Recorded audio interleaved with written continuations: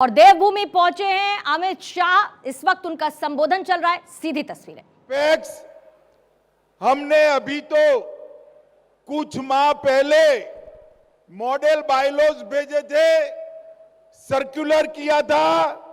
यहां पर 95 multipurpose PACS बनाने का काम समाप्त हो चुका है। इसके साथ साथ 95 जन औषधि केंद्र कोऑपरेटिव सोसाइटी के अंदर और इसके साथ साथ जन सुविधा केंद्र भी जो भारत सरकार ने अभी अभी शुरू किए, इसको सबसे पहले उत्तराखंड ने शुरू किया है। मैं सभी को बहुत बहुत बधाई देना चाहता हूं।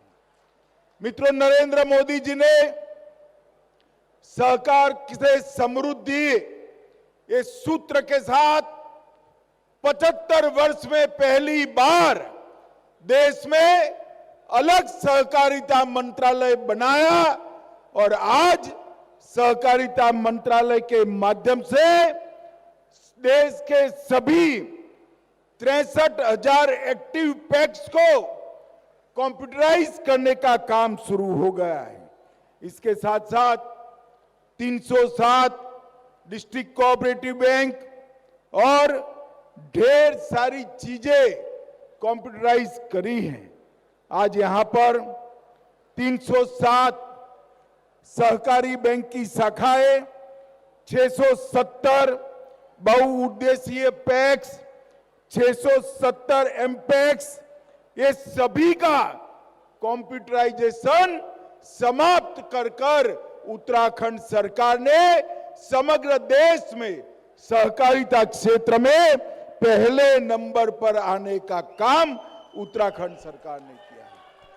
मित्रों, जब मैं यहां पर मुख्यमंत्री घासियारी योजना कोऑपरेटिव बेसिस पर शुरू करने आया, तब मुझे था कि ये धन सिंह शुरुआत तो कर देगा मगर करेगा कैसे। मगर आज मैं इसको जमीन पर उतरा हुआ देखकर हृदय से मुख्यमंत्री जी और धन सिंह भाई को बहुत बहुत बधाई देना चाहता हूं। मित्रों, कंप्यूटराइजेशन से पूर्ण पारदर्शिता आएगी, ब्याज की गिनती हर किसान को समझ में आएगी और इसके साथ साथ बैलेंस शीट भी तुरंत चालू होगी, ऑडिट भी ऑनलाइन हो जाएगा, जिससे पैक्स की फाइनेंशियल डिसिप्लिन में, आर्थिक शिस्त में बहुत बड़ी बढ़ोतरी होने वाली है। ये 95 जन सुविधा केंद्र, 300 से ज्यादा केंद्र सरकार की योजनाएं और लगभग इतनी राज्य सरकार की योजनाओं को 95 गांवों में सीधा पहुंचाने का काम करेंगे और इसके माध्यम से जन सुविधा केंद्र की इनकम से पैक्स भी मजबूत होंगे। मित्रों, आज जन औषधि केंद्र लगभग 50 से 90% सस्ती दवाई ये कोऑपरेटिव जन औषधि केंद्रों से मिलने वाली है, जिससे लोग अपनी स्वास्थ्य का फायदा कर पाएंगे। उत्तराखंड के 95 विकास खंडों में एकीकृत सामूहिक सरकारी खेती का भी मॉडल आज शुभारंभ हुआ है। मगर धन सिंह भाई, आज मेरे मन में डाउट नहीं है, घासियारी योजना की तरह ये भी पूर्णतया सफल होगा और इसको आप ढेर सारे किसानों को जोड़कर इनकी आय बढ़ा पाएंगे। मोगी ने 50 एकड़ भूमि को आपने 500 रुपया प्रति नाली के प्रति वर्ष किराए पर लिया है, इससे ये सिद्धि की ओर जा रहे हैं। मित्रों, आज कोऑपरेटिव से जुड़े ढेर सारे डिपॉजिटर को भी मैं एक शुभ समाचार देना चाहता हूं। सहारा ग्रुप की 4 कोऑपरेटिव सोसाइटियों में जिन जिन लोगों ने अपना पैसा लगाया था उनको पैसा और सूद दोनों नहीं मिलता था। कल सहकारिता मंत्रालय के इनिशिएटिव से देश की सुप्रीम कोर्ट ने ऑर्डर कर लगभग 10 करोड़ डिपॉजिटरों को अपना पैसा वापस देने का निर्णय किया है, जिससे सहारा ग्रुप के सारे डिपॉजिटर को अपना पैसा वापस मिलेगा।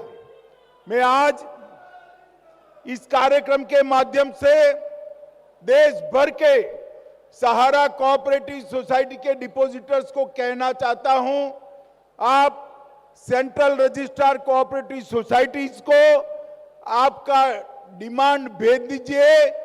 आपकी सत्यापन कर 3-4 महीने में ही ये पैसा देने की व्यवस्था हो जाएगी। मित्रों, सहकार के समृद्धि के माध्यम से मोदी जी ने ढेर सारी नई शुरुआतें की है, ढेर सारे काम किए हैं। हम राष्ट्रीय सहकारिता यूनिवर्सिटी भी बना रहे हैं, राष्ट्रीय सहकारिता डेटाबेस भी बना रहे हैं, सहकारिता नीति भी बना रहे हैं, यूनिवर्सिटी भी बना रहे हैं, बीजों के उत्पादन के लिए मल्टी स्टेट कोऑपरेटिव बना चुके हैं, जैविक खेती के मार्केटिंग के लिए मल्टी स्टेट कोऑपरेटिव बना चुके हैं और किसानों की प्रोडक्ट के एक्सपोर्ट के लिए भी एक मल्टी स्टेट कोऑपरेटिव बनाने का काम हमने किया है। मित्रों, आने वाले दिनों में मैं मुख्यमंत्री जी को बताने चाहता हूं कि जल से नल, उसके जल व्यवस्थापन का काम भी आप अब पैक्स को सौंप सकते हैं। भारत सरकार ने जो मल्टी डायमेंशनल पैक्स का बायलॉज भेजा है, इसके अंदर गांव का जल व्यवस्थापन भी पैक्स कर सकते हैं। मछुआरा मंडली भी पैक्स में ही आएगी, डेयरी भी पैक्स में भी आएगी। ढेर सारे काम पैक्स के साथ जोड़ने का शुरू किया है।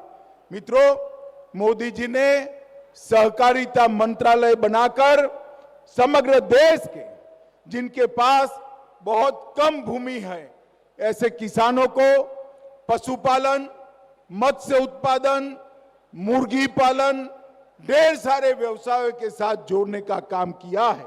मधुमक्खी पालन के साथ भी वो जुड़ सकते हैं और मुझे भरोसा है कि कोऑपरेटिव के माध्यम से किसानों की आय दोगुनी करने का जो स्वप्न मोदी जी ने रखा है, इसको हम बहुत जल्द सिद्ध कर लेंगे।